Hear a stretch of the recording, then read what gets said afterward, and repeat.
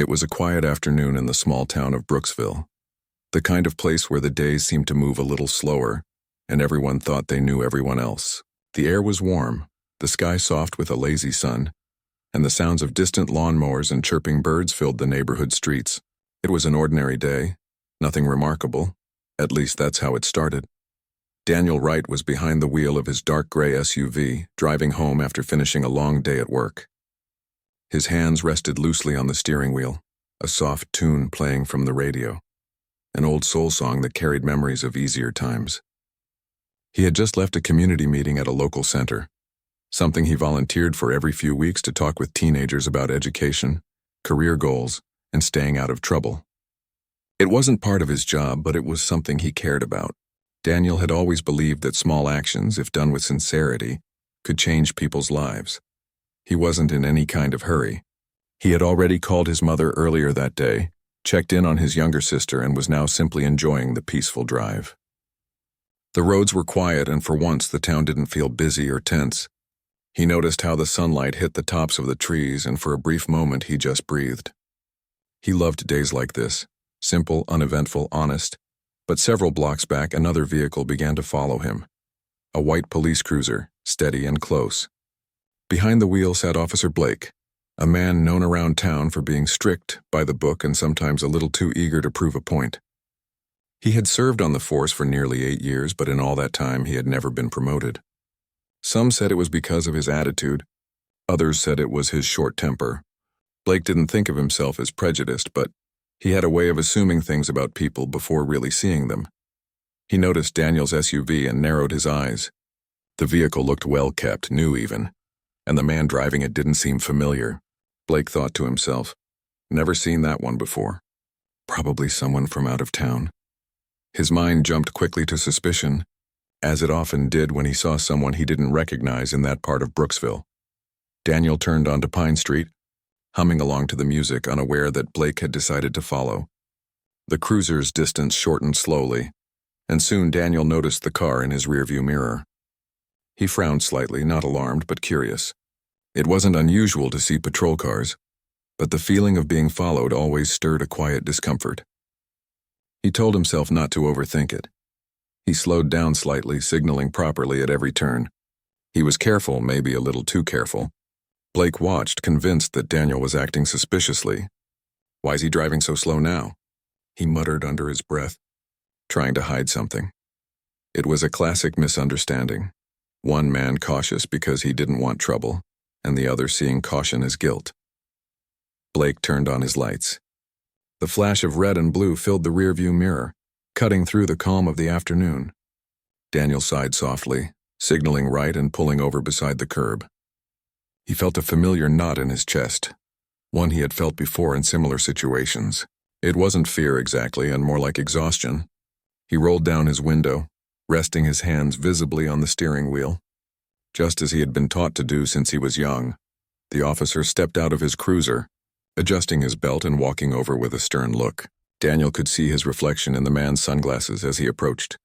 "Afternoon, officer," Daniel said calmly when Blake reached the window. "License and registration," Blake replied, his tone sharp and commanding. He didn't return the greeting. Daniel nodded politely, moving slowly. "Sure thing. My wallet's in my back pocket, and my registration's in the glove compartment. You mind if I reach for them?" Blake crossed his arms slightly, his hand resting on his holster. Not because he needed to, but because it made him feel in control. "Go ahead," he said, his voice still cold. Daniel retrieved the documents, passing them over carefully. Blake looked them over, glancing back and forth between the name, the photo, and the man sitting in front of him. "You know why I stopped you?" Blake asked after a moment. Daniel shook his head. "No, sir, I don't." "Your left taillight's cracked," Blake said. "That's a safety issue. You aware of that?" Daniel frowned slightly. "No, I didn't realize. I can check it later today." Blake nodded slowly, still watching him closely.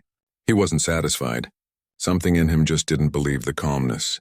It bothered him, though he couldn't say why. Maybe it was because Daniel wasn't nervous enough. Or maybe it was just the story Blake was telling himself. The quiet bias that whispered, "This guy doesn't belong here." He leaned forward slightly, peering into the car. "Where are you heading?" "Home," Daniel replied simply. Just got out of a meeting downtown. What kind of meeting? Community program. I volunteer there sometimes. Blake smirked faintly, the kind of expression that said he wasn't buying it. That's so? You live around here? Yes, sir. Off Maple Avenue. The officer paused, pretending to check the documents again, though he already had all the information he needed. Mind if I take a quick look inside your vehicle? Daniel blinked, surprised. Is there a reason, officer? Blake's tone hardened. Just a routine check. You don't have anything illegal in here, do you? Daniel took a breath, steadying himself. No, sir. But I'd prefer not to have my car searched without a reason. That response, calm but assertive, didn't sit well with Blake. He didn't like being challenged, especially by someone he had already labeled in his mind. He looked at Daniel for a long moment, his jaw tightening. Sit tight, he said finally, walking back toward his cruiser. Inside his vehicle, Blake called in the license plate and ran Daniel's information. Everything came back clear. No tickets, no outstanding warrants, nothing suspicious at all. Still, Blake's pride kept him from ending the stop quickly. He wanted to prove something, though even he couldn't explain what. Daniel sat waiting, glancing at the dashboard clock. It had already been 10 minutes. He could feel the eyes of a few passers-by, people slowing down to see what was happening. His phone buzzed in the cup holder. A message from a coworker asking if he'd made it home yet. He ignored it, focusing instead on the sound of the officer's radio crackling in the background. When Blake returned, his expression hadn't softened. Everything checks out, he said. But you sure you're from around here? Haven't seen you before. Daniel managed a small, polite smile. Brooksville's not that big, officer. I've lived here a few years now. Blake squinted slightly, still not convinced. You in law enforcement? He asked suddenly. The question caught Daniel off guard. Why do you ask? Just seems like you know the drill. Hands on the wheel, calm tone, everything by the book. Daniel hesitated. He wasn't supposed to disclose his professional background unless necessary, but the situation was delicate. Still, there was no reason to create tension. I work with the federal government, he said carefully. Not in uniform, though. Blake raised an eyebrow. Federal government, huh? Doing what? Daniel smiled faintly. Administrative work. Mostly coordination between departments. It wasn't exactly a lie, it was just enough truth without revealing the full picture. Blake stared for another moment, then stepped back slightly. All right. You can go, he said, almost reluctantly. Fix that taillight.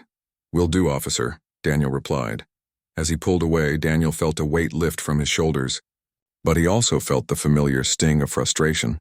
The knowledge that he had done nothing wrong, yet had to defend his presence on a street he drove every week. He didn't want to carry bitterness, but it lingered anyway, quiet and heavy. Blake watched the SUV drive off, still uneasy. Deep down, he knew there was nothing suspicious about that man. But his pride wouldn't let him admit he had jumped to conclusions. He drove off in the other direction, telling himself he was just doing his job. That night, Daniel sat in his living room, a warm cup of tea in hand. He looked around at the framed photos on the wall, his family, his friends, the people who reminded him why patience mattered. He thought about calling the local precinct to file a complaint, but decided against it. Not worth it, he murmured to himself. Just let it go. What Daniel didn't know was that Officer Blake remembered his face. The next time they met, things wouldn't end so quietly, but for now the night was peaceful again. The town had gone still. The stars stretched wide across the sky, and for a brief moment the world felt calm, as if it was holding its breath, waiting for what was coming next. A few days had passed since the traffic stop. For most people, it would have been a forgettable moment, something small that faded with time. But for Daniel, it stuck quietly in the back of his mind. He wasn't angry, not really. It was more like a small stone in his shoe, something he could ignore for a while but could never quite stop feeling. Every time he thought about that officer's tone, the suspicious look in his eyes, he felt a mixture of frustration and sadness. It wasn't new to him.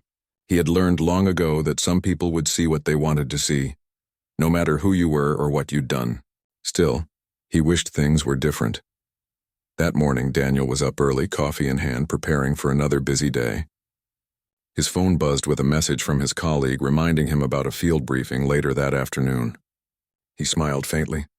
Work was something he took pride in. It gave him a sense of purpose. He drove through downtown Brooksville, passing the same streets he had traveled hundreds of times before.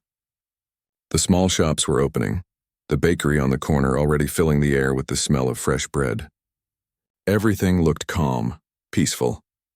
He stopped at a red light and glanced at the local police station as he waited. The flag outside waved slowly in the breeze.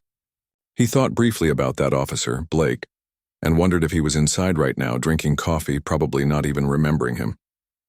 Daniel shook his head, pushing the thought away. He had more important things to focus on. Later that day, Daniel parked outside a low, gray government building on the edge of town. He walked through security, greeting the guard at the door. Inside, he was greeted by familiar faces, agents, analysts, and coordinators who all worked quietly behind the scenes. Daniel wasn't just some federal employee. He was a field agent with years of experience in internal investigations. Most people in town had no idea what he did for a living, and he preferred it that way. His job required staying low profile, blending in, and sometimes working with local departments on sensitive cases. That day's briefing was about a string of financial scams that had reached nearby counties. Nothing dangerous, but it needed coordination between agencies. Daniel listened carefully, taking notes, occasionally asking questions. His calm and thoughtful nature made people respect him. By the time the meeting ended, it was late afternoon. Daniel walked back to his SUV, tired but satisfied. He had just pulled out of the parking lot when his phone rang. It was his supervisor. "Daniel," the voice said, "need you to stop by the Brooksville precinct tomorrow morning. They've got some data requests pending, and we need someone to coordinate with them." Daniel paused for a moment, half smiling at the irony. "Brooksville precinct?" He repeated. "Yeah," the supervisor replied. "Shouldn't be a problem. Just paperwork." "No problem at all," Daniel said calmly. But deep down, he already knew whose face he might see there. The next morning, Daniel arrived at the police station wearing a dark jacket and carrying a slim folder. He checked in at the front desk, polite as always. The officer at the counter directed him to the administrative office. As he walked down the hall, the sound of ringing phones and clicking keyboards filled the air. In one corner of the room, Officer Blake sat at his desk, writing up a report. He looked up when Daniel entered, his expression shifting slightly. Recognition flickered in his eyes. It was him. For a moment, neither spoke. Then Blake cleared his throat. "You're the guy from the other day," he said. Daniel gave a small nod. "Yes, I believe we met briefly." Blake leaned back in his chair, still unsure. "What brings you here?" "I'm here on behalf of the Bureau," Daniel replied calmly. "Just some coordination work. Paperwork mostly." "The Bureau?" Blake repeated, frowning. Daniel smiled politely. "Yes, the Federal Bureau of Investigation. I'm assigned to the regional office." The room went quiet for a second. Blake blinked, clearly thrown off. He glanced around as if to make sure he'd heard correctly. "You're FBI?" Daniel nodded. "That's right." There was no smugness in his tone, no hint of pride. He said it simply, like it was just another fact. But to Blake, it landed heavy. His memory flashed back to that traffic stop. The firm voice, the steady hands on the wheel, the polite resistance when asked to search the car. Suddenly, things made sense. Blake opened his mouth, searching for words. I didn't realize," he muttered. Daniel gave a small shrug. "That's all right, officer. You were doing your job." Those words were kind, but they stung. Blake nodded awkwardly, pretending to focus on his paperwork. The air between them was uncomfortable, thick with unspoken thoughts. Daniel could feel it too, but he stayed calm. After a few minutes, he finished the forms he came to deliver and turned to leave. "Good seeing you again," he said with a faint smile. Blake gave a short nod, unable to say much else. As Daniel walked out, Blake leaned back in his chair, letting out a long breath. He couldn't shake the feeling of embarrassment creeping over him. That night, Blake sat alone in his kitchen, replaying the moment in his head. He'd been short with the guy, cold, suspicious, and he'd been completely wrong. It wasn't just that Daniel was FBI. It was the realization that his assumptions had blinded him. It made him uneasy.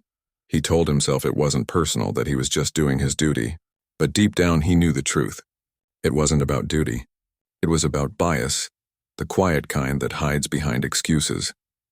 The next few days at the station, Blake found himself thinking differently. When he stopped cars, he noticed the way people tensed up, how careful they became with every word. For the first time, he tried to see what it felt like from the other side, to be treated like you were already guilty. Meanwhile, Daniel continued his work, never mentioning the incident to anyone.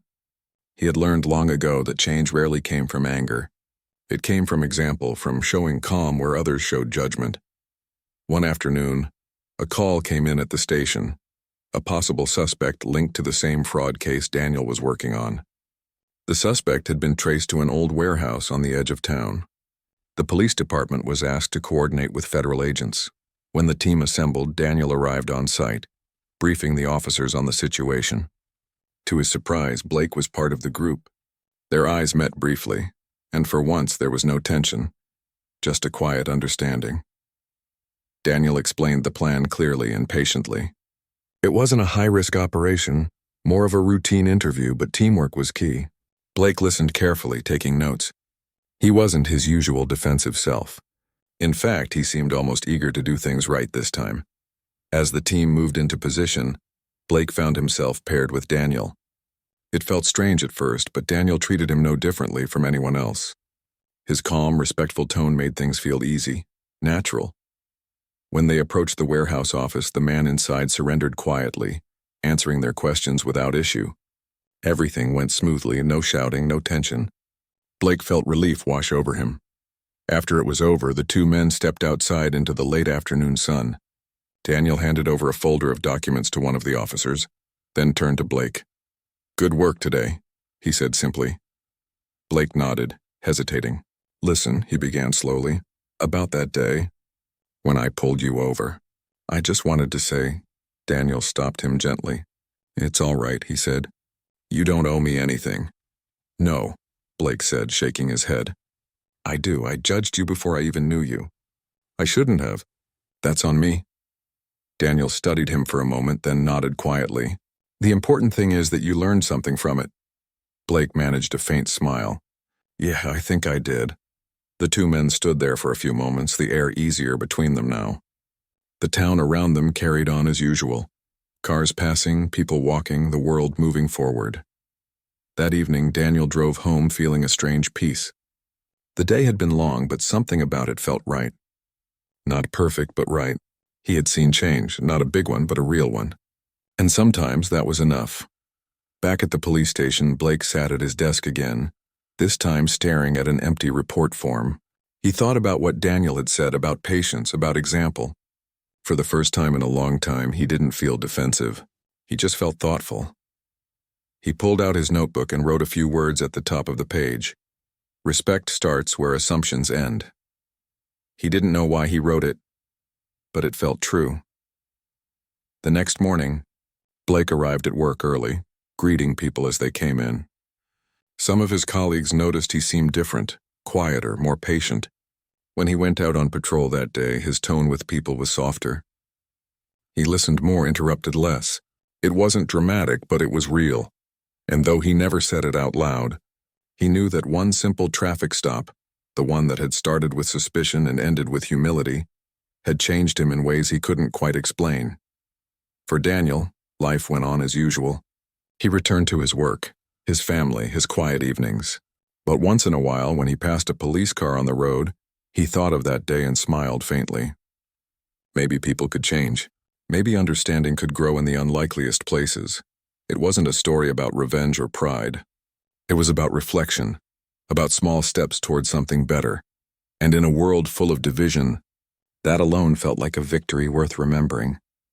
A few weeks passed since that quiet moment outside the warehouse, the one that changed how both men saw each other. Life slowly returned to its normal rhythm. The world didn't stop for anyone, and both Daniel and Officer Blake went back to their routines. But even when days seemed ordinary, there was something new in the way Blake looked at things. The town didn't look the same anymore. He noticed faces he used to ignore, small moments he never paid attention to. People weren't just people on the other side of his badge anymore. They were stories, each with their own weight and worth. For Daniel, work had grown busier. The case they had been following stretched into other counties, and coordination between departments became more important than ever. He didn't see Blake often after that day, but he remembered him. Sometimes, as he drove through Brooksville, he'd pass by a patrol car and wonder if Blake was behind the wheel, maybe carrying that same quiet understanding they had shared. One Friday morning, Daniel sat in a meeting room at the regional office. The director was explaining updates on several cases when Daniel's phone buzzed with a message from the Brooksville precinct. It was short. Need your assistance on a developing situation. Possible connection to ongoing investigation. He read it twice before standing up. I need to step out, he said politely. The director gave him a nod. Within an hour, Daniel arrived at the precinct. The front desk officer recognized him this time and greeted him with respect. Good morning, Agent Wright, she said, smiling. They're waiting for you inside. Daniel thanked her and walked in. In the operations room, a few officers stood around a table covered with maps and reports. To his surprise, Blake was among them. He looked up when Daniel entered and offered a small nod. Not formal, but friendly. The kind that said time had softened old tension. Glad you could make it, said Captain Reed, the senior officer in charge. We've got a situation involving a local business owner. Looks like part of that fraud network you've been tracking. Daniel leaned in, scanning the photos and documents. What's the setup? Captain Reed pointed to a marked address. There's a property on the east side.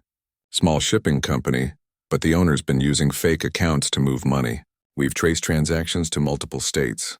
We need to handle this carefully. No surprises. Daniel nodded. Understood. I'll help coordinate the communication part. Blake listened quietly, watching Daniel work. He still found it strange how calm the man always seemed.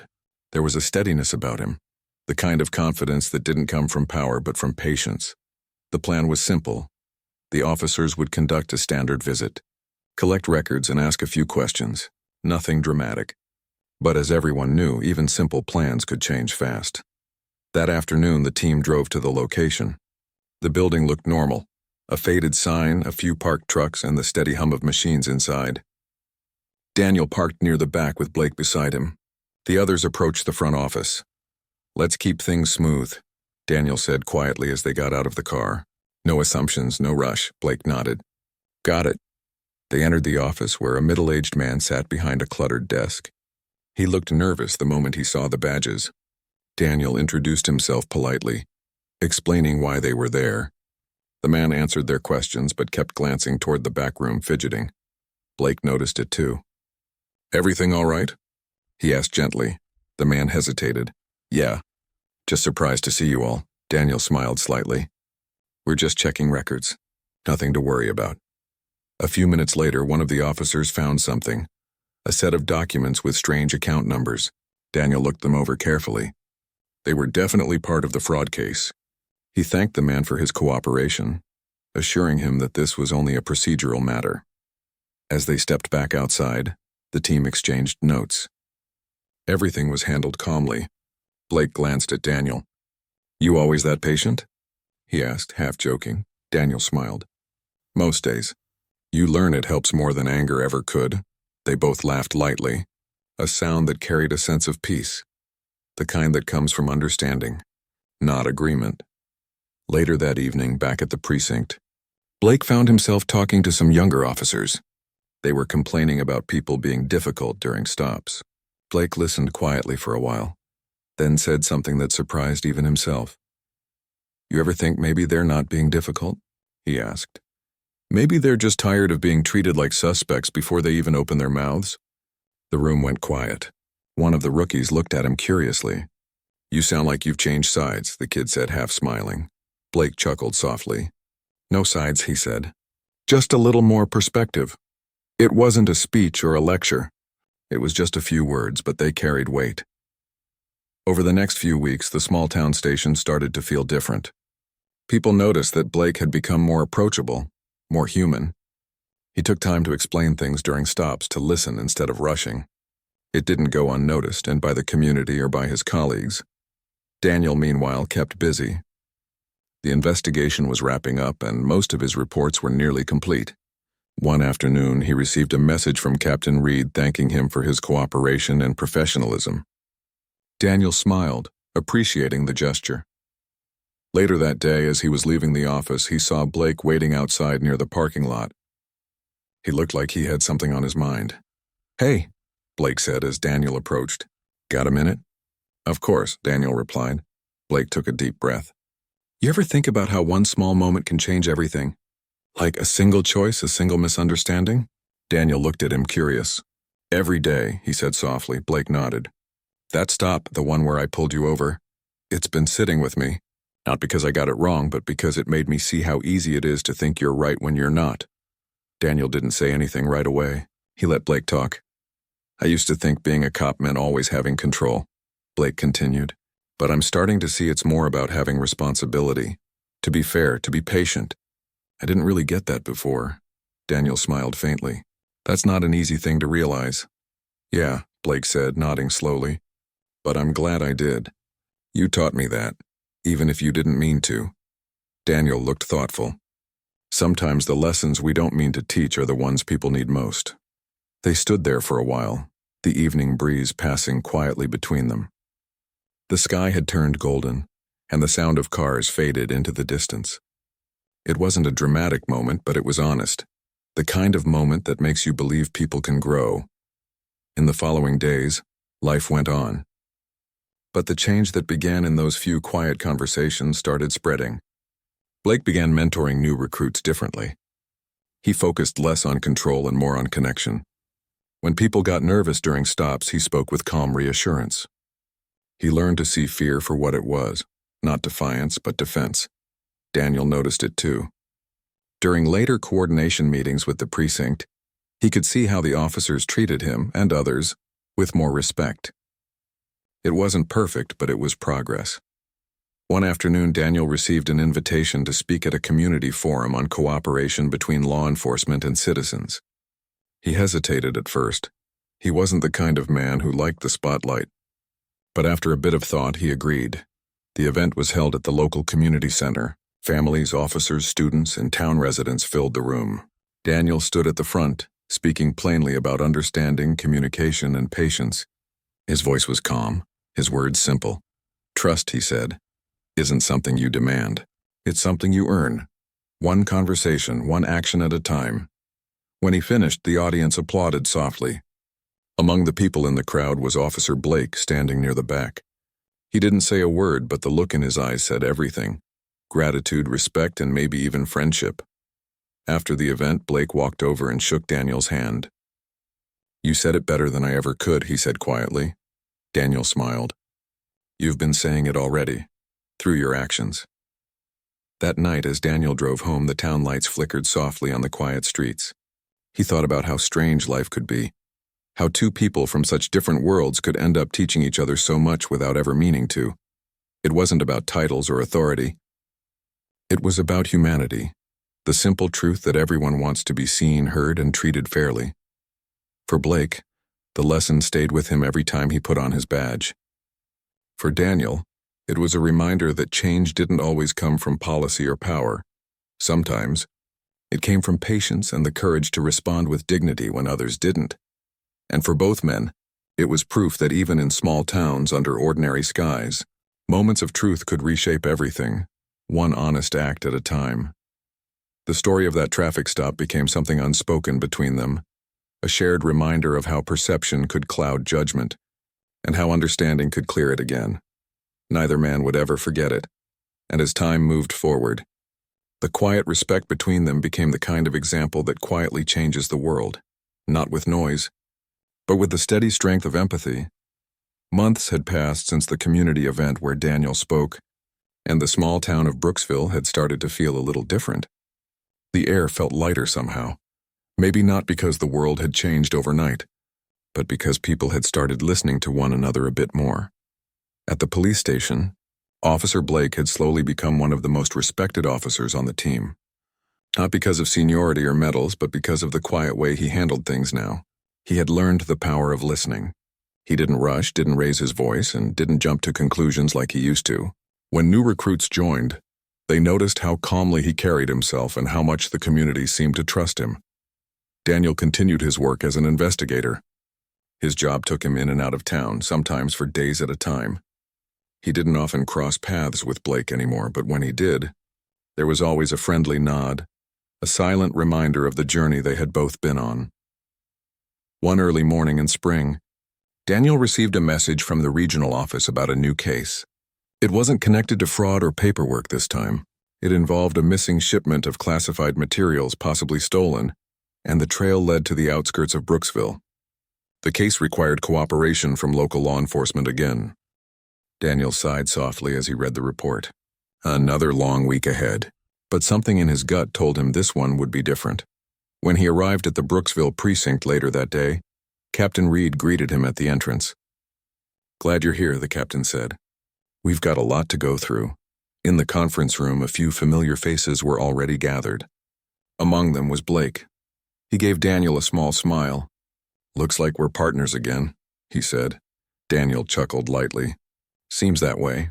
They reviewed the files together, going through each report carefully. The missing shipment wasn't dangerous by itself, but the classified materials it contained made it serious. The last trace was near a small storage yard just outside town. The plan was to visit the area quietly, ask a few questions, and check if anyone had seen suspicious activity.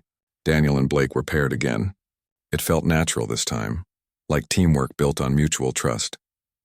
As they drove toward the yard, the late afternoon sun stretched long shadows across the road. The windows were rolled down halfway, letting in the warm breeze. "You ever think about how different things are now?" Blake asked after a while. Daniel glanced at him. "Different how?" Blake smiled faintly. "I mean the town. The people. Even me, I guess," Daniel nodded. "People grow. That's what matters." Blake thought about that for a moment. "You know," he said slowly, "I used to think admitting you were wrong made you weak. But I was wrong about that too." Daniel chuckled softly. "It takes strength to face your own reflection honestly." They shared a quiet moment before pulling into the gravel lot near the storage yard. The air smelled faintly of oil and rust. A man in a worn jacket stood near one of the warehouse doors, smoking. Daniel approached first, greeting him kindly and showing his credentials. The man looked surprised but cooperative. After a short conversation, it became clear that the missing shipment had indeed passed through the yard, but someone had rerouted the paperwork. A small mistake on paper had hidden a large problem. Daniel took notes while Blake looked over the manifests. "Whoever did this knew what they were doing," Blake said thoughtfully. "Agreed," Daniel replied. "Let's cross-check these with the regional logs." They spent the next few hours gathering records and interviewing workers. By sunset, they had enough information to trace the missing items to a nearby logistics office. It wasn't dramatic, but it was progress, and progress was enough for Daniel. When they wrapped up for the day, Blake suggested grabbing dinner before heading back. They stopped at a small diner on the edge of town, the kind of place with old wooden booths and the smell of fresh coffee. The waitress recognized Blake and smiled warmly. "Haven't seen you in a while, officer," she said. "Been keeping busy," Blake replied. They ordered simple meals and talked about everything but work, family, hobbies, even childhood memories. Daniel shared stories from his early training days, while Blake talked about how he almost joined the fire department before choosing law enforcement. For the first time, they weren't a cop and an agent. They were just two men having dinner after a long day, talking about life. When they finished, Blake leaned back in his chair, smiling.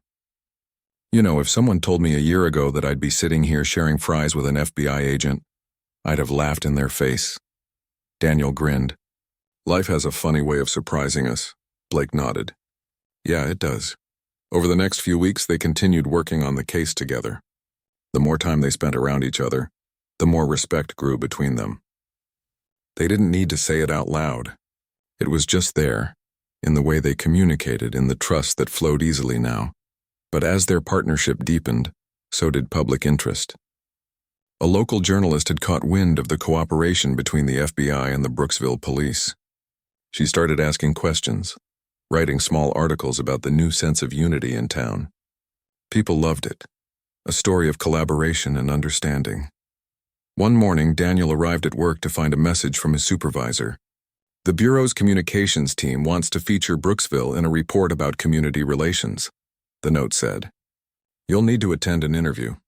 Daniel wasn't thrilled about publicity, but he understood the importance. Later that week, the interview took place in a quiet room at the local community hall. cameras, microphones, and a few chairs set up against a plain backdrop. When the interviewer asked him about his partnership with local officers, Daniel spoke honestly. "Trust doesn't come overnight," he said. "It comes from patience, humility, and listening, from both sides." When asked about Officer Blake, he smiled lightly. "He's a good man. He's proof that people can change when they're willing to learn." A few days later, the article went live, accompanied by a photo of Daniel shaking hands with Blake. The story went modestly viral in their small region, a story not of conflict, but of understanding. At the station, Blake became somewhat of a quiet inspiration. People started calling him the calm one. He didn't care about the attention, but he did care that his actions were making a difference. One afternoon, as he was finishing paperwork, Captain Reed stopped by his desk. "You've come a long way, Blake," the captain said. "Keep it up." "Just doing my job, sir," Blake replied with a small smile. But deep down, he knew it was more than that. It wasn't just a job anymore.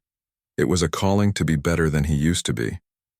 Meanwhile, Daniel continued to mentor young agents, often telling them that respect could open more doors than authority ever could. He used Brooksville as an example, how a town once divided by suspicion could become a model for collaboration. By summer, the missing shipment case was officially closed. It ended quietly, no arrests, no drama, just steady work and cooperation. Yet for Daniel and Blake, it meant something deeper. It symbolized how far they'd both come, and how much they'd learned about empathy and professionalism. One late evening after finishing their final report, they met again outside the precinct. The sky was painted in hues of gold and violet, the air warm and still. "Feels strange," Blake said. "Working together this long and now it's over." Daniel smiled. "Maybe for now. The world's small. We'll cross paths again." "I hope so," Blake said genuinely. They stood there in silence for a while, just watching the sky fade into night. There were no speeches, no grand goodbyes, just quiet respect. Over time, both men became symbols of what it meant to bridge differences. The community started organizing workshops inspired by their story, teaching empathy and understanding between citizens and law enforcement. Daniel attended one as a guest speaker and was touched to see Blake there, sitting in the audience listening carefully. During the event, a young man asked Daniel a question. "How do you stay calm when people misunderstand you?" Daniel smiled softly. "By remembering that anger changes nothing, but grace can change everything." When the event ended, Blake approached him, shaking his hand once more. "That line," he said, "you should write it somewhere." Daniel chuckled. "Maybe someday." That night as he drove home, Daniel passed by the same street where the first traffic stop had happened. He slowed down for a moment, looking at the familiar corner. It looked ordinary now, just a street like any other. But to him, it was where everything began. He smiled faintly and drove on. Life in Brooksville continued, simple, peaceful, human. But the ripple of one misunderstanding turned lesson continued to spread quietly, shaping how people treated one another. And somewhere in that small town, two men, once strangers, once at odds, had proven that even the smallest change of heart could echo far beyond one moment. The story wasn't about power or rank. It was about humility, forgiveness, and the courage to see another person not as a label, but as a fellow human being. And that, Daniel thought as he turned down the quiet road toward home, was what justice truly meant. The summer heat in Brooksville always came with a kind of heavy stillness. The air shimmered above the streets and even the old oak trees looked tired. Yet under all that quiet, something in the town had changed. It wasn't the weather or the buildings. It was the people. The story of what happened between Daniel and Officer Blake had become something that locals still talked about. Not in a dramatic or gossipy way, but as an example. Parents told it to their kids. Teachers mentioned it in class discussions and sometimes at the diner. Strangers would bring it up as a reminder that respect could change hearts faster than anger ever could. Daniel had returned to his usual work schedule, traveling between towns for investigations. He had adjusted back to the rhythm of paperwork, long drives and briefings, but he often found himself thinking about Brooksville. It wasn't just another place to him anymore. It had become a symbol of something he deeply believed in, that people, given the chance, could change. He hadn't seen Blake in a while, but he sometimes heard about him through the grapevine, A colleague from the police department once told him that Blake had been mentoring new officers, teaching them patience and communication. He'd become known for his empathy. The same man who once made quick judgments now encouraged others not to. One Friday afternoon, Daniel received a call from the town council. They were organizing a community event to celebrate local heroes, people who had contributed to building bridges in the community. They wanted him to attend as a guest speaker. At first, Daniel hesitated. He never liked the spotlight. But the woman on the phone said something that stayed with him. "This isn't about fame," she said. "It's about the story and about hope. People still need to hear it." So he agreed. The day of the event arrived a week later. The community hall was filled with families, children running around, and neighbors greeting one another with laughter. The stage was simple, just a microphone, a banner that read "Together We Rise," and a few chairs. Daniel sat quietly in the front row, waiting for his turn. He looked around and smiled at how warm and lively the room felt. There was no tension here, no sense of division. Just togetherness. When his name was called, he walked up to the stage. The crowd clapped politely. He didn't bring notes or papers. He spoke straight from the heart. "Sometimes," he began, "life gives you moments that test not just your patience but your understanding of others. And if you're lucky, those moments teach you more about yourself than anything else could." He paused, letting the silence settle. "Last year I experienced something that changed how I see people and how I see grace. I was judged before I could speak. I was misunderstood before I could explain. But instead of letting it divide us, something different happened. We learned to listen, and that made all the difference." People in the audience nodded quietly. He could see faces softening, parents, young students, officers sitting in uniform at the back. "What I've learned," Daniel continued, "is that respect isn't about who wears a badge or who doesn't. It's about how we choose to see one another. Titles fade, but kindness lasts." When he finished, the room broke into applause. It wasn't thunderous or dramatic, but heartfelt. A few people even stood. Daniel smiled humbly, nodded once, and stepped off the stage. As he returned to his seat, someone approached him, tall, in uniform, with a familiar look of calm. It was Blake. He hadn't changed much, though his eyes carried a gentleness Daniel hadn't seen before. They shook hands, and for a moment no words were needed. "Good to see you," Blake said finally. "You too," Daniel replied. "It's been a while." Blake chuckled softly. "Yeah, been keeping busy, trying to make a difference where I can." Daniel smiled. "Seems like you already are." They both stood there quietly for a few seconds. Just two men who'd lived through something they couldn't fully explain to anyone else. Later that evening, the two of them found a quiet spot outside the hall. Near the fountain, the sky had turned orange and pink, and the sound of distant laughter echoed from the park nearby. "I've been meaning to thank you," Blake said. "For what?"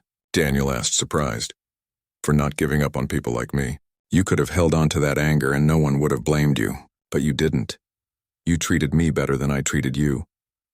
Daniel looked down for a moment, then met his eyes. "We've all made mistakes, Blake. What matters is what we do after." Blake nodded. "I've learned more in 1 year than I did in 10 years on the job." "You learned to listen," Daniel said with a small smile. They both laughed quietly. It wasn't awkward, just honest.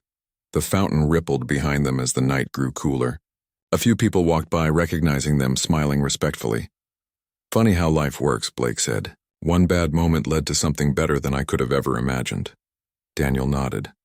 "That's how growth usually starts, in the middle of something uncomfortable." The event wrapped up soon after, and as people began leaving, the mayor called both men up for a quick photo. They stood side by side, smiling genuinely. The flash went off, capturing not just a moment but a story, one of learning, forgiveness, and shared humanity. The next morning, the photo appeared in the local paper with the headline, "From Division to Unity. Brooksville Officers and Agents Lead by Example." It wasn't a flashy article, but it reached hearts. People in nearby towns began discussing community reform, and other precincts reached out to Brooksville for advice on improving trust with citizens. Change didn't come overnight, but it was happening. Slowly, quietly, meaningfully. For Daniel, life returned to normal, but something in him stayed different. He found himself pausing more often, to greet strangers, to listen, to thank people. Every time he passed by a police car, he no longer felt tension. He felt respect for the hard work behind the uniform. One weekend, while driving through town, he saw a group of officers running a community safety workshop for kids. To his surprise, Blake was there too, kneeling beside a group of children, showing them how to cross the street safely. The kids laughed and asked questions, and Blake's smile was wide and genuine. Daniel stopped his car for a moment, just watching. He didn't say anything. He didn't need to. The image said everything. A few weeks later, a letter arrived at Daniel's office. It was from Blake. The handwriting was neat, the words simple. "I just wanted to thank you again for what you taught me. You reminded me that a badge doesn't define character. Actions do. I've started a mentorship group at the precinct. We meet every Thursday, talk about what it means to serve people, not judge them. You're welcome anytime. Blake." Daniel read the letter twice and smiled. He placed it in his desk drawer, knowing he'd keep it for years. Later that month, he attended one of those Thursday meetings. The room was filled with young officers, some nervous, others curious. Blake stood at the front, leading a discussion about empathy and law enforcement. When Daniel entered, Blake stopped mid-sentence, grinning. "Everyone," he said, "this is the man who helped me see things differently." The room went quiet for a moment before filling with polite applause. Daniel raised his hand, slightly embarrassed. "I just reminded him of what he already had," he said. That night after the meeting, Daniel walked out of the station and looked up at the sky. The stars were faint, but they were there, quiet, steady, constant. He thought about how many people had crossed paths in strange, unexpected ways, each moment shaping another. Brooksville wasn't perfect, but it was better than before. And that, Daniel thought, was enough. Months later, a documentary team visited the town to film a short segment about community reform. They interviewed officers, residents, and Daniel himself. The final clip showed him walking down Maple Avenue, the same street where everything had begun. The narrator's voice said, "Sometimes, the hardest lessons come from the simplest truths, that we are all human, and that understanding begins with listening." As the credits rolled, the camera caught one last glimpse of Daniel stopping at a crosswalk, looking around with a faint smile. The street was quiet, ordinary, peaceful, but to him it would always mean something more. Years later, when new officers joined the force, Blake would tell their story, not as a warning, but as a reminder that compassion could rewrite even the hardest beginnings. He'd tell them about a day when judgment almost caused a mistake, and how understanding turned it into a lesson. And somewhere in another town or another moment, Daniel continued his quiet work, helping others, guiding new agents, and reminding anyone who'd listen that strength wasn't in power, but in humility. The story had traveled far beyond Brooksville now. It had become a symbol, a gentle human story about growth and grace. And as the years passed, people forgot the small details, what car Daniel drove, what street it happened on, even the exact words spoken. But they never forgot the message, because sometimes one small act of understanding can echo louder than any argument. And one changed heart can light up an entire town. And that was the truth Daniel held on to for the rest of his life. That kindness, even in its quietest form, can change everything. Years had passed since that day in Brooksville. The town had changed in small but meaningful ways. New shops opened on Main Street, children played safely in the parks, and the people, once divided by quiet distrust, now greeted each other with smiles. The story of the man who forgave and the officer who changed had become something of a local legend. Daniel had moved on from fieldwork. After years of travel and long hours, he finally accepted a quieter role within the bureau, training young recruits. His office overlooked the city skyline, but his heart often drifted back to the calm streets of Brooksville, the place that taught him the meaning of patience and forgiveness. One morning, as he was preparing notes for a lecture, he received a call from a number he hadn't seen in years. "Daniel Wright?" a voice said. "Yes, speaking." "Hi, this is Karen Lewis. I'm with the Brooksville Police Department now. I work under Lieutenant Blake. I just wanted to reach out to see if you'd be interested in coming down here next month. We're hosting a town conference on community trust and leadership. The lieutenant mentioned your name. He said you might be the right person to speak." Daniel smiled, setting his pen down. "He's still calling himself lieutenant, huh?" Karen laughed softly. He tried to retire last year. Didn't last long. Said he missed the people. Daniel leaned back in his chair. That sounds like him. Tell him I'll be there. A few weeks later, Daniel drove into Brooksville again. The town looked brighter, not in a physical sense, but in spirit. People waved to officers patrolling the streets. Kids rode their bikes past the precinct without fear. And shop owners left water bottles out for delivery workers in the summer heat. It was a small town that had found its peace. When Daniel arrived at the police station, Blake was waiting out front. His hair had turned a little grayer, but his smile was still the same, calm, warm, and genuine. "Look who's back," Blake said with open arms. Daniel laughed, shaking his hand. "Didn't think you'd ever get me back here." "Well," Blake said, "you're part of our story whether you like it or not." They both laughed and walked inside. The conference wasn't fancy, just folding chairs, a projector, and a crowd of people from nearby towns. But what made it powerful was the mix of uniforms and regular citizens sitting side by side, listening. Daniel spoke about communication, about humanity, about listening before judging. He told the story of how one mistake became a turning point, though he left out names and details. At one point, Blake joined him on stage. The room went quiet. "I made a mistake once," Blake said, his voice steady but emotional. "I let assumptions cloud my judgment. It could have cost someone their dignity, or worse. But instead of turning his back on me, that person gave me a chance to learn. And that changed my life." You could hear a pin drop. Some people nodded. Others wiped their eyes quietly. After the event, people lined up to shake both men's hands. A young cadet, probably no older than 21, approached Daniel nervously. "Sir, I just want to say, your story made me want to do this job differently." "Thank you," Daniel smiled. "It's not about doing it differently. It's about doing it right." That evening, after the conference ended, Daniel and Blake took a walk down Maple Avenue, the same street where everything began so many years ago. The sun was setting behind the rooftops, casting a golden light across the road. "You ever think about how strange life is?"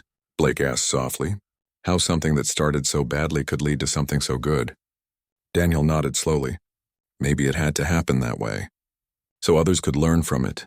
They walked in silence for a while, the sound of their footsteps mixing with the chirping of crickets.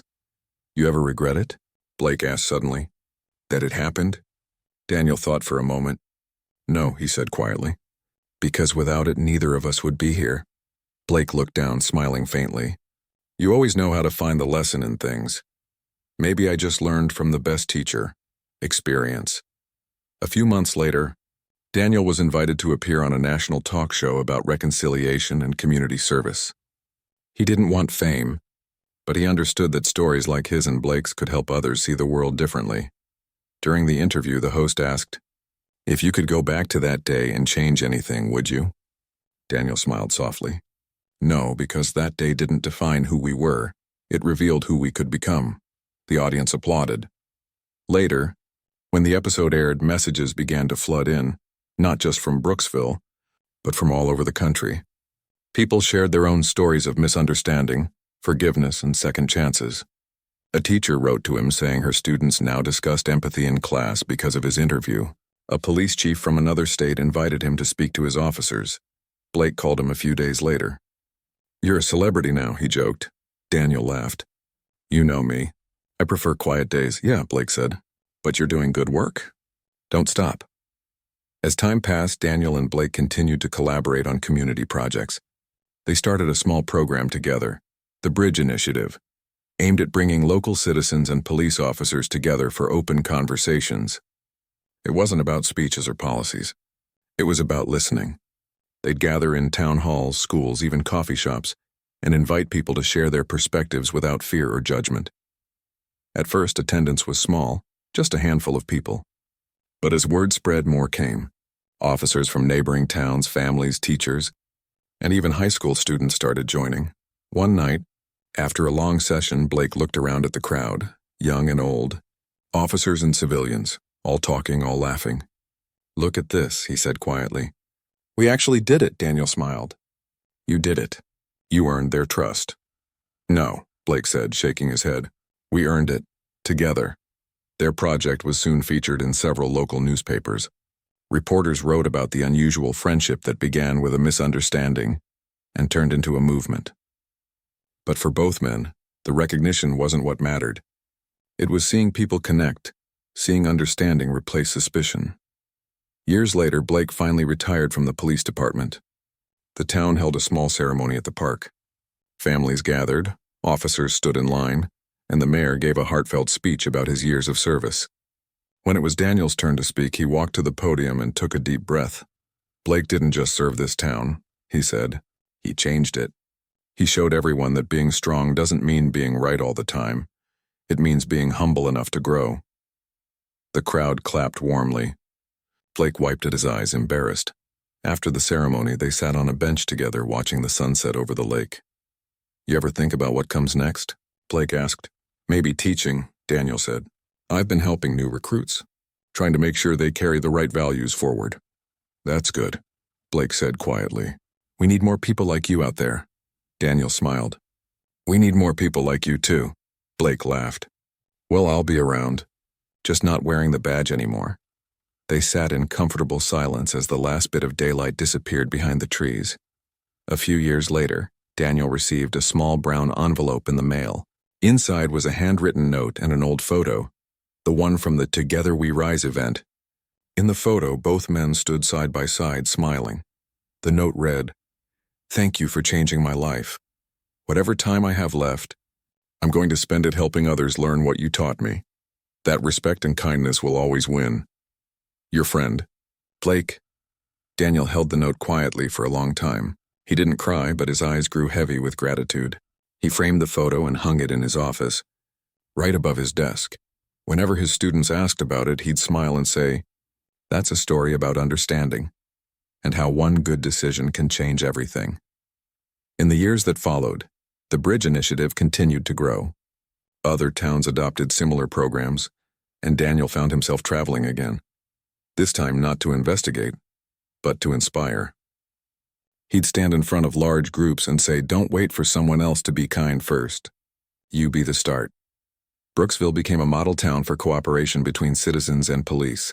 Every year they held a Unity Day celebration where families and officers came together to volunteer, clean parks, and share meals. A statue was even erected in the town square, not of any person but of two hands shaking, symbolizing understanding. And at the base of the statue, an engraved quote read, "Kindness is not weakness. It is strength in its truest form." Those words were Daniel's, but he always credited them to the town, to the people who had lived them. Even as he grew older, Daniel still returned to Brooksville every summer. He'd visit the park, walk past the fountain, and stop by that familiar stretch of Maple Avenue. He'd look around and remember the sound of that first day, the tension, the confusion, and how it all led to something far greater. He often thought about how strange life could be, how one misunderstanding could become the beginning of healing, how one person's humility could rewrite the story for many. And every time he stood there, he whispered the same quiet prayer, "May we always learn before we judge, and listen before we act." Then he'd smile, take a slow breath, and walk away, leaving behind a street that once held pain but now symbolized hope. In the end, their story wasn't about a police officer or an FBI agent. It was about people, flawed, emotional, real people, who chose compassion over pride and listening over anger. The world didn't suddenly become perfect, but for those who heard their story, something shifted. They started to look at others differently, to pause before reacting, to speak with care, and that, Daniel believed, was the true measure of change, because sometimes the quietest stories, the ones without heroes or villains, just people trying to do better, are the ones that change the world the most. And in Brooksville, that change lived on. Not in buildings or laws, but in hearts.